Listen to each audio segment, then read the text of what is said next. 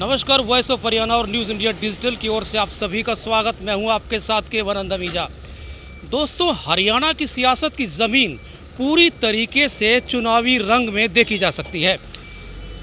चुनावी बिगुल की रणभेरियां हर गली कूचे में आप भी सुन सकते हैं और वो देखी जा रही हैं। इस समय तकरीबन 12:30 बजे और 1 बजे के आसपास की दोपहरी है। यूँ लगता है मानो ज्येष्ठ की दोपहरी चल रही हो, तपती दोपहर है। और हम इस समय चरखी दादरी के अटेला नया गांव के आसपास लोगों की नब्ज़ टटोलने की कोशिश कर रहे हैं कि आखिर इस समय हरियाणा में किसका माहौल क्या है। क्या 9.5 साल राज करने वाली, सत्तारूढ़ रहने वाली बीजेपी पार्टी का विकास का मुद्दा कितना हावी है और जनता के क्या मुद्दे हैं। मेरे साथ मेरे कुलीग पत्रकार हैं इस समय अनुराग से जानने की भी कोशिश करते हैं, क्योंकि वो मेरे साथ लगातार, हम दोनों एक ही ट्रैक पे, एक ही टीम वर्क के साथ चरखी दादरी के लोगों से जानने की कोशिश में लगे हैं। अनुराग से भी जानेंगे और यहाँ के लोगों से भी आपको रूबरू कराएंगे कि आखिर लोगों के पास क्या मुद्दे हैं। बेरोज़गारी का मुद्दा है या फिर विकास जिसका दम बीजेपी सरकार भरती नज़र आ रही है। यहाँ से आपको बता दूं कि सतपाल सांगवान के बेटे सतपाल सांगवान पूर्व में सहकारिता मंत्री रहे हैं और यहाँ से 2 सेशन में वो एमएलए भी बन चुके हैं। उनके बेटे सुनील सांगवान इस समय बीजेपी की टिकट पर चुनावी संग्राम में लगातार चुनाव प्रचार में जुटे हैं। उनके साथ उनके सामने मनीषा सांगवान कांग्रेस की उम्मीदवार है। जननायक जनता पार्टी से राजदीप फोगाट इस समय चुनावी मैदान में। काफ़ी इंटरेस्टिंग मुकाबला यहाँ चरखी दादरी में, जहाँ तक हम दोनों ने सर्वे किया, यहाँ देखने को मिल रहा है। से यहाँ की अगर बात करें तो मुकाबला बेहद कड़ा है, बेहद रोचक मुकाबला चरखी दादरी इलाके में, इस हल्के में देखने को ज़रूर मिलेगा। लेकिन अब हम आपको कुछ ऐसे लोगों से मिलवाना ज़रूर चाहेंगे जिनके अलग अलग मुद्दे हैं, अलग अलग उनकी बातें हैं। क्या किस पार्टी के प्रति उनका रुझान है, ये थर्मामीटर लगाकर, जो सियासत का थर्मामीटर है, हमने लगाकर लोगों के भीतर के तापमान को जानने की कोशिश की कि सियासती पारा इस समय बीजेपी की तरफ बढ़ता देखा जा सकता है या फिर 9.5 साल तक सत्ता से बाहर रहने वाली कांग्रेस पार्टी की तरफ। बेहद कड़ा मुकाबला चरखी दादरी में। आइए देखते हैं उन लोगों का ओपिनियन क्या है इन दोनों उम्मीदवारों को लेके। इस त्रिकोण, क्या ये मुकाबला त्रिकोणीय रहने वाला है या फिर कांग्रेस बनाम बीजेपी होने वाला है। आपका नाम? संदीप सांगवान। सांगवान जी हाँ। यहाँ पे सांगवान उम्मीदवार हैं आपके, सुनील सांगवान बीजेपी से। कौन से इलाके से हैं आप, कौन से हल्के से हैं आप? हम दादरी हल्का से। दादरी हल्के के कौन सा गांव है ये? अटेला नया। अटेला नया। जी हाँ। तो क्या माहौल इस समय अटेला नया की बात करें या हल्का चरखी दादरी की बात करें, किस तरह का मुकाबला है? यहाँ कांग्रेस से एक सशक्त उम्मीदवार खड़े हैं और आपके बीजेपी से एक एक्सपीरियंस राजनीतिक राजघराने के जो उम्मीदवार हैं, उनके सतपाल सांगवान के सुपुत्र खड़े हैं। किस तरीके का माहौल है आपको लगता है? माहौल अच्छा है, एकदम माहौल बीजेपी की तरफ है और क्लियर किसी तरफ नहीं है, लेकिन कांटे की टक्कर भी है कहीं ना कहीं माने तो। आपने बीजेपी की टक्कर बताया, तो बीजेपी किस वजह से? कोई विकासात्मक कार्य यहाँ हुए कुछ? सतपाल सांगवान ने बहुत अच्छे कार्य करवाए थे हमारे कार्यकाल में, आपके में जो भी करवाए थे।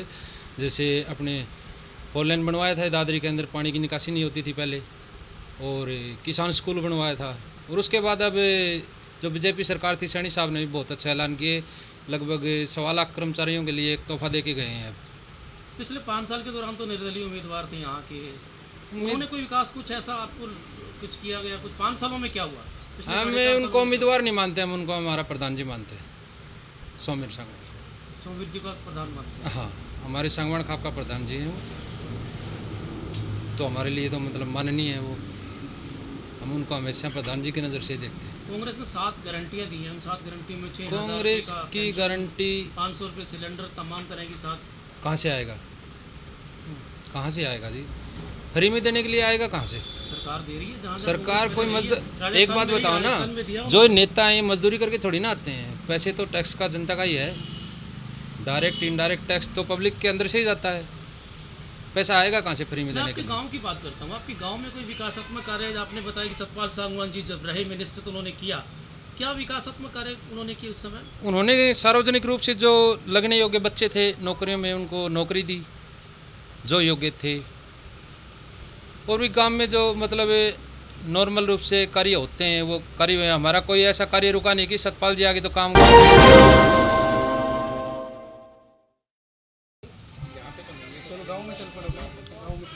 आपका नाम? रतन सिंह।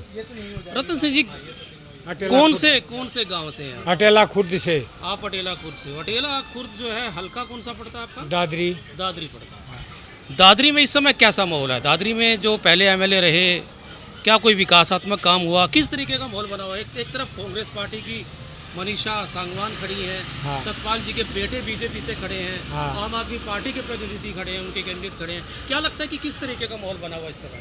मनीषा आ रहेगी, सतपाल जी का।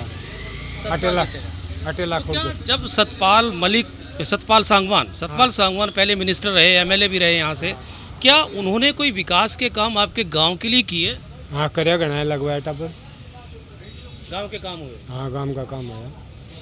अब क्या चाहते हैं उनसे? अगर वो एमएलए बनते हैं, उनका बेटे इस समय चुनावी मैदान में है, अगर वो एमएलए बनते हैं, बीजेपी की सरकार आती है, क्या चाहते हैं आप उनसे? अपने गांव के लिए क्या चाहते हैं आप? विकास चाहिए गांव में। गांव में क्या क्या दिक्कत परेशानी आपको झेलनी पड़ रही है? भाई दिक्कत तो यह हो जाए ना, कोई नौकरी को नहीं। ये बात है, वोट गिर दिए उसको, झाड़ू वाला हो केजरीवाल को, नहीं बोले अपना आदमी को नहीं, ये दल्ला नहीं कर दी, उसने तो नौकरी को नहीं मिला है। तो नौकरी तो नहीं, यहाँ भी बीजेपी ने लगाई, बिना पर्ची बिना खर्ची। वहाँ तो बीजेपी ने लगाई तो दीजिए, सतपाल का आ गया रे।